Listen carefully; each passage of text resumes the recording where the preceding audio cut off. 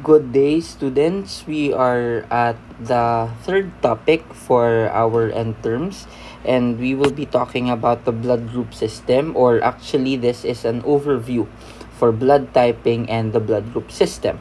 So, what is the blood group system, or rather, we ask ourselves first of what is blood made of, or what is there inside our blood. Of course, we have the presence of red blood cells, white blood cells, platelet, and plasma, and of course the presence of water, as blood is 95% water. An adult human has about 4 to 6 liters of blood circulating in its body as it is pumped by the heart, and blood consists of several types of cells floating around in a fluid called plasma. Diba, when we say it's plasma, if it is anticoagulated, meaning there is the presence of our clotting factors. But on another hand, when we say serum, it is the liquid portion of coagulated blood. And in serum, there are no clotting factors. Why? Because they are consumed as the blood is already clotted. So if it is serum, there will be no clotting factors in the blood, or in the liquid portion of the blood, because the blood cells, or the blood portion of the serum, or the blood sample rather, has already been consuming the clotting factors. The red blood cells contain hemoglobin, a protein that binds oxygen, and it also imparts the reddish coloration of the blood. And RBCs transport oxygen to and remove carbon dioxide from the tissues. It basically means all over the body. And white blood cells, their main function is to fight off or fend off from infection. Platelets are the ones that help in the clotting, or the process of hemostasis or blood clot. Platelets form a blood clot, a solid blood clot, to prevent the continuous leakage of blood from a vessel or from a tissue. And plasma contains the different salts and various kinds of protein present in the blood. One important protein that we should be taking into consideration are antibodies.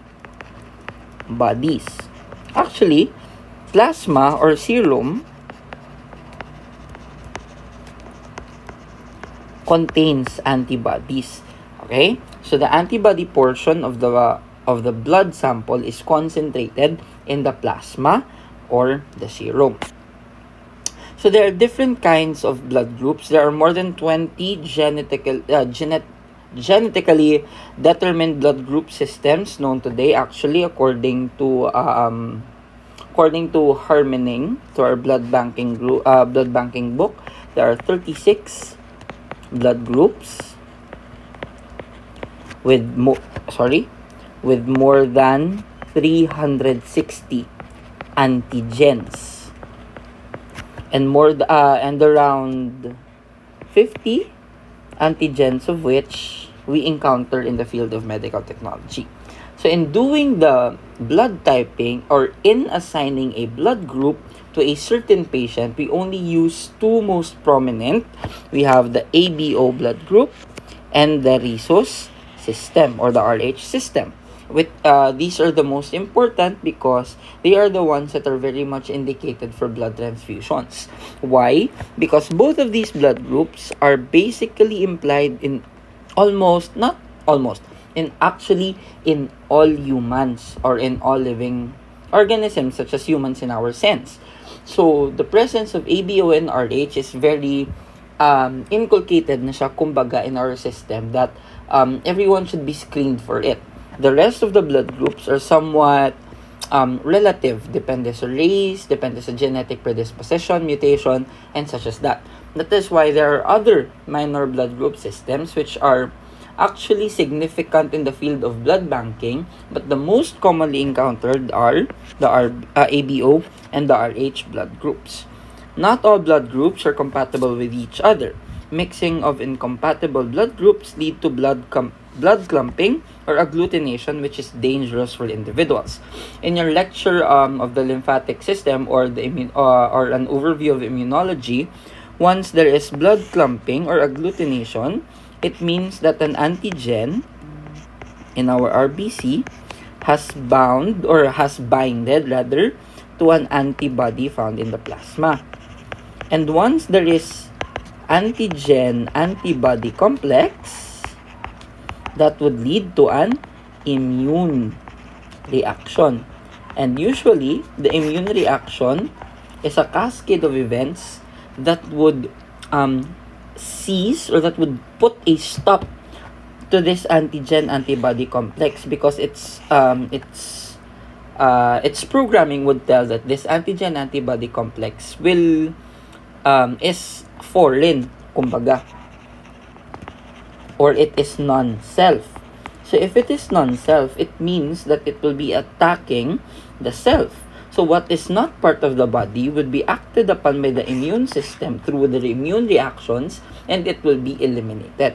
But upon the elimination, I will not go deep into it, but upon the elimination, there are reactions elicited that would cause transfusion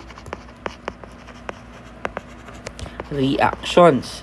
And transfusion reactions usually stem out from mixing incompatible blood groups. So if there is incompatibility, there would be immune reaction, and that immune reaction would lead to destruction. So according to the ABO blood group, there are 4 types of subcategories: the A, the B, the combination of both A and B, or O, which is actually null. In blood banking, you will be taught on how these blood groups, or how you will be able to identify if you're blood group A through the formation of your different RBC antigens. But for the sake of introduction, let's stick with knowing them as A, B, AB, or O. So blood types are, of course, we have the ABO blood group, which is signified by the presence of either A antigen, B antigen, both A and B antigens, or O. So if you are going to ask if you are type A, it means that your red blood cells contain the A antigen. If you are type B, it means that your RBCs has the B antigen. If you are type AB, it means that your RBCs has both A and B antigens. But if you're type O, it means you are negative for either A or B antigen. So negative siya, meaning wala kaga carry. Basically, the typing, the A, B, and O typing is it indicates what antigens are present on the red blood cell surface. It is found on the red blood cell surface. Now, if you are type A, there are different, of course, you will be having a inversely proportionate antibody. For example, you are type A, your antibody would be the reverse of A. That would be anti-B. Because if you have anti-A, it's not allowed to have anti-A if you are type A. Because what will happen? These antibodies will be attacking your type A antigen, which would lead to hemolysis, which would trigger an immune response. So what should be present in the body or in the bloodstream is the inverse of the typing.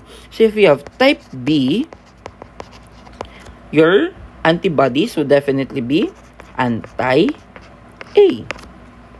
If you are type AB, your antibodies would be none. You will not have an antibody at all. Why? Because if you have anti-A, you have the A part here, which would be attacked by your anti-A. If you have anti-B, you will have the B part here, which would be attacked by your anti-B. So that's why you do not have your antibodies present in your blood. But if you're type O, meaning you do not have the antigens, therefore, you should have both antibodies against that antigen. Okay? So these antibodies recognize what is not part of yourself. So if you're type A, what's not part of you is the blood group B. You should not have the antigens that is present in blood type B because that is of course non-self. So hindi na siya dapat mag-exist. So the relationship between your antigen and antibody is inverse. So lianay siya. If you are type A, then you have the inverse. You have the anti-B. If you are type B, you have the inverse. You have anti-A. If you have type AB, you have the inverse. Since present ang duwa, your inverse is you won't have anything at all. If you're type O, if wala ka, the inverse is you will be having both the anti-B and the anti-A. So agglutination reaction happens when, of course, an antibody, let's say this is anti-A. If an anti-A will bind, so this is anti-B because this will cross-react with that, and this is anti-A. So if you're type A, your anti-A will cross-react with your A antigen, and it will form immune complexes. Diba? There are two sites of binding. So it will bind one RBC with a antigen, and then it will bind another RBC with an A antigen, which would lead to agglutination. Agglutination simply means the clumping of blood, which indicates a positive reaction in blood banking. In blood banking, a positive reaction is dangerous, simply because that would mean incompatibility. So if you are blood group A, you have A antigens on the RBC surface of your RBC, and your plasma contains B antibodies. If you are blood group B, you have B antigens on your RBCs and A on your A antibodies in your blood plasma. So that is why if we use these anti-sera, if you are this anti-sera contains your anti-A, anti-B, and anti-D ni siya dapat. Sige, let's stick with it as anti-AB na lang since it's anti-AB. So for you to memorize, A, B, B, Y. Anti-A is color blue, anti-B is color yellow. Okay? A, B, B, Y. So anti-A is color blue, anti-B is color yellow. So if you are blood group B, it means that your antibody is anti-A. So you will find a reaction to A nga cells. For example, wait, sorry, no wonder it's, sorry, wait lang, kids. No wonder it's wrong. This is already reverse blood typing. Okay, let's do it in the forward first. Let's focus here. For example, your blood is type A. It means that in A, anti-A, you will have agglutination. Forward typing is usually known as direct typing because you are looking for the antigen. Okay, I will explain it further later. So here, if you're anti-B, of course, you will have clumping in. If you are B, you will have a clumping in anti-B. If you are AB, you will have clumping on both A and B. And you have type O, you will have no clumping in types A or B. I will explain it further after the slide, but we have one more blood group. It is rhesus, or the RH system. There is also the consideration of the RH antigen, which is common, very, very common to a lot, but there are those individuals who have RH negative. So if this is present, the blood is RHD positive. If it's not, it is RHD negative. For example, if you're a person with a positive sign or A positive, it means that you have the RH antigen. And usually, the anti-sera, just like the anti-A and anti-B, the anti-sera we use is anti-D. Okay? Sige, let's have a review for a while. Let's go with this one. Forward.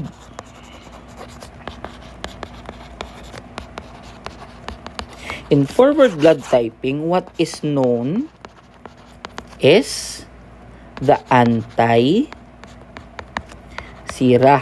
Or ang imo to kagina nga ABBY. Anti-A, color blue. Anti-B, color yellow. What is unknown is the antigen. And where do you find the antigen? On the red blood cell surface. So if you are going to detect the presence of the antigen on the red blood cell surface, is that you will use the anti-sera. So meaning, if you are type A, you will have positive agglutination in anti-A, masira. If you're type B, you will have positive agglutination in anti-B naman nga sira. So that is forward blood typing. Next, we have reverse blood typing. In reverse blood typing, the known sample is that we have A cells and B cells. The unknown is the patient's antibodies. So in reverse blood typing, the sample is plasma or serum of the patient. So what would happen is that if the patient is type A, meaning you would know that the patient has anti-B. Okay? The patient will have anti-B antibodies. So if your patient is type A, ang iya nga agglutination would be seen in B, in the known B cells. Kay reverse siya. Type A, but the agglutination is in the known B cells because what is present in your patient is anti-B. Okay? Let's try again.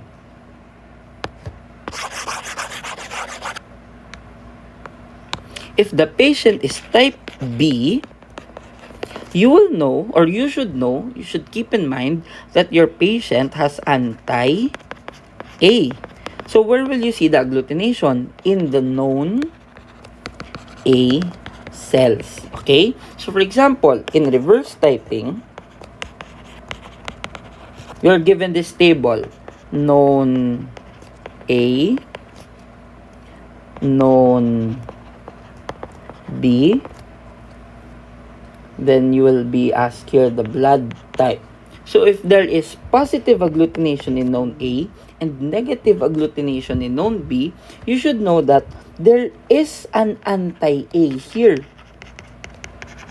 present. Kaya syempre nag-agglutinate siya sa A mo. So there is anti-A, the presence of anti-A antibodies. So what is the inverse of anti-A? It means that your patient is blood type B. Okay? That's the blood group of your patient. Another one.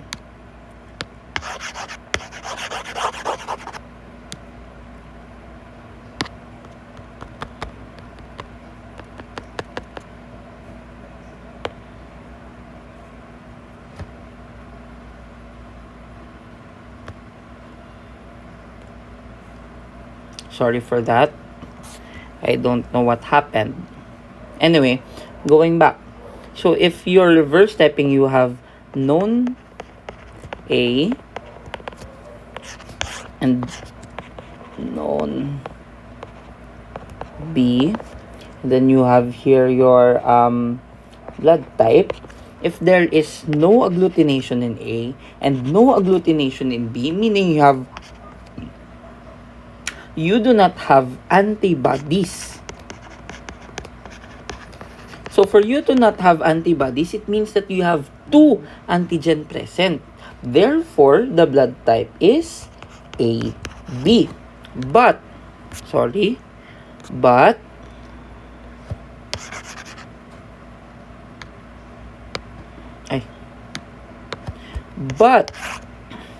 if there is agglutination in known A and there is agglutination in known B, meaning that you have both anti-A and anti-B.